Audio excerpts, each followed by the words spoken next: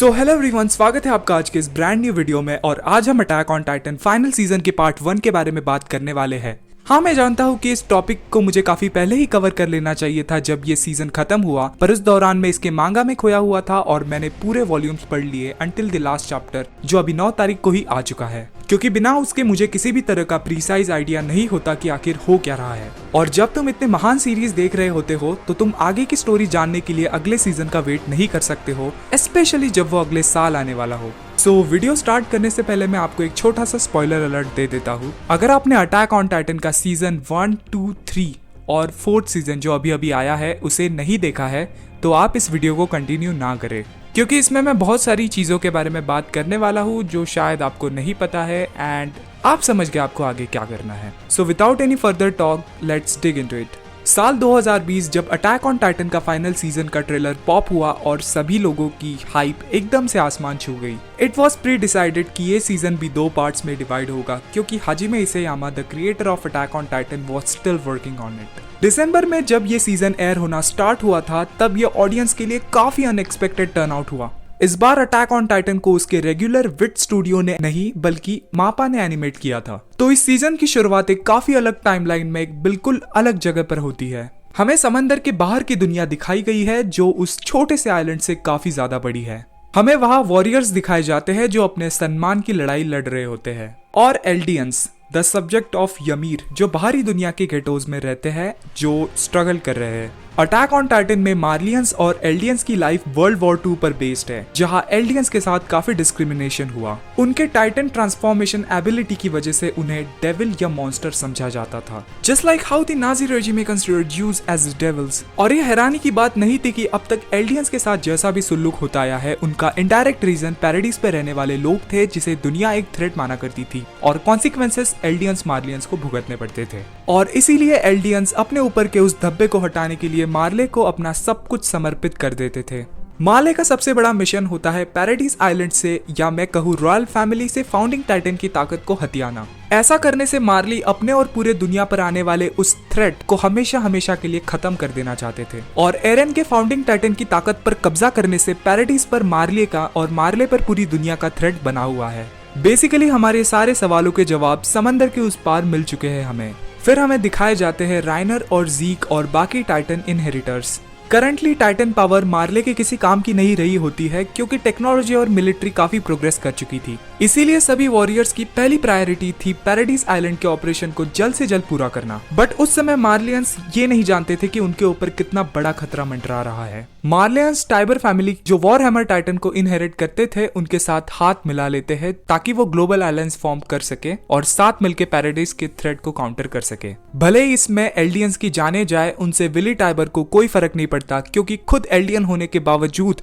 Tiber family एक अच्छे status के साथ आजादी में जी रहे थे। And that is where our main man Eren Yeager finally shows up. जहां मार्ले अपने ऑपरेशन को लेकर काम कर रहे होते हैं, वहां एरन येगर नाम का खतरा उनके दरवाजे पे कब का दस्तक दे चुका होता है। जो लोग मांगा नहीं पढ़ते उन्हें ये कभी नहीं पता चलता कि ये मार्लियन सोल्जर एरन है। हर एपिसोड कुछ ना कुछ बहुत ही इंटरेस्टिंग और माइंड ब्लोइंग सिनेरियो तुम्हारे सामने लेकर आता है और तुम्हारी क्यूरियोसिटी आसमान छू जाती है। पिछले तीनों सीजन में इंसानियत के दुश्मन टाइटन्स को दिखाया है, पर इस सीजन को फोकस किया है उस राज पर जिसे आइलैंड पर रहने वाले जानने लगे थे। पर असल में ये पहले के कुछ एपिसोड वो पॉइंट नहीं है जहां कहानी की शुरुआत होती है, जब पैराडाइज पर घुसपैठ करने वाले मार्लियंस फ्लीट को सर्वे कॉप और मिलिट्री अपने कब्जे में कर लेते हैं, और फिर हमें कुछ ऐसा पता चलता है जिसके रहते एक बहुत बड़े रेवोल्यूशन की शुरुआत होती है। ज़ीक येगर द बीस्ट टाइटन और एरन येगर के पिता का पहला बेटा एक्चुअल में मार्ले के खिलाफ एक बहुत ही बड़ी कॉन्स्पिरेसी रच रहा होता है,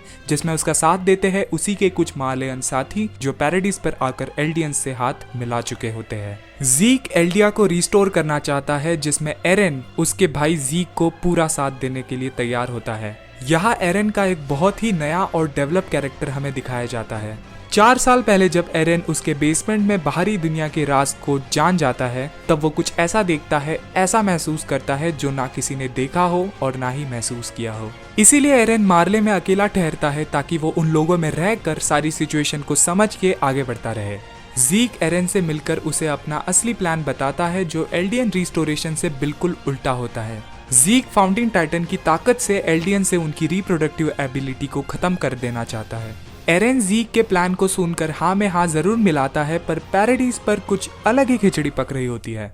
मिलिट्री ज़ीक के प्लान्स पर भरोसा नहीं करती है। जब से एरेन और सर्वे कॉप्स मार्ले पर अटैक करके वापस लौटते हैं, एरेन को डिटेन करके रखा जाता है और ज़ीक को अपने बेस्टेस्ट फ्रेंड के सुपरविजन में रखा जाता है। मिलिट्री और गवर्नमेंट ऑफिशियल के भी बाहरी अलायंस से अलग ही मैटर चल रहे होते हैं और एरेन का इतना बड़ा कांड जिसमें मासूमों की जाने गई है, जिसके बाद एरेन के खिलाफ भी प्लानिंग और बगावत चल रही थी। और ऐसे में एरेन मौके का फायदा उठाकर अपने प्रिजन सेल से भाग जाता है। Now Eren has the power of 2 titan shifters in addition of Warhammer Titan.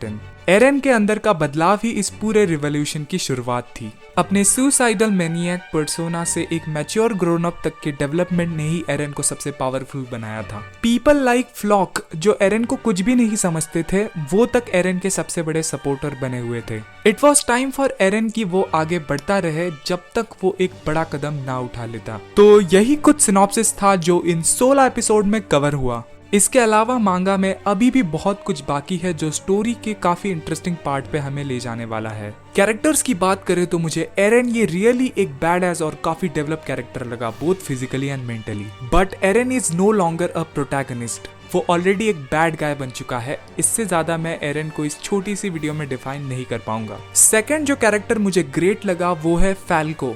Paradise के लिए हेट होने के बावजूद उसके अंदर इंसानियत बरकरार है। गाबी के लिए उसने क्या कुछ नहीं किया और हर बार उसने शांति से हर चीज को कोऑपरेट किया। अनजाने में ही सही उसने एरेन की काफी मदद की and I just love this character.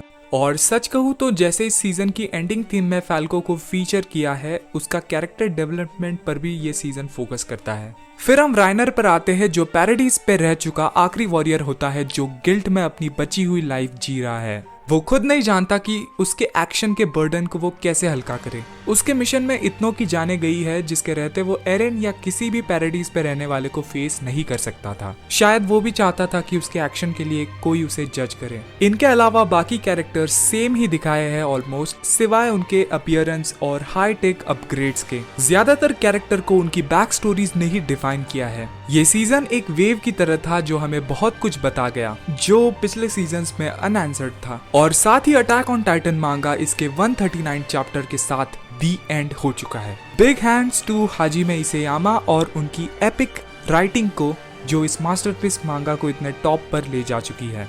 Happy 11 years of the attack on Titan manga franchise. अब वेट रहेगा 2022 का जब इस फाइनल सीजन का फाइनल सेकंड पार्ट एयर होगा। To all the manga readers, congratulation, you had a great time. और जिन्होंने नहीं पढ़ा वो या तो वेट करे या अभी से बचे हुए चैप्टर्स पढ़ना स्टार्ट करे। और कहाँ पढ़ सकते हैं ये मैंने कई वीडियोस में ऑलरेडी बताया है कि आपको प्ले स्टोर पे ढेरों ऐप्स मिलेंगे, पर फिर भी कुछ लोग बार बार एक ही क्वेश्चंस मुझसे करते रहते हैं, तो समझ गए ना। ओके, तो बस आज के लिए सिर्फ इतना ही। तो अगर ये वीडियो आपको अच्छी लगी तो एक लाइक जरूर करें, एटलीस्ट एरेन के नाम पे तो एक लाइक करो। And what you think about this season वो भी मुझे कमेंट में जरूर बताएं विदाउट स्पॉइलर प्लीज। और चैनल को सब्सक्राइब करना ना भूलें। हम मिलेंगे किसी और नई वीडियो में। Good bye.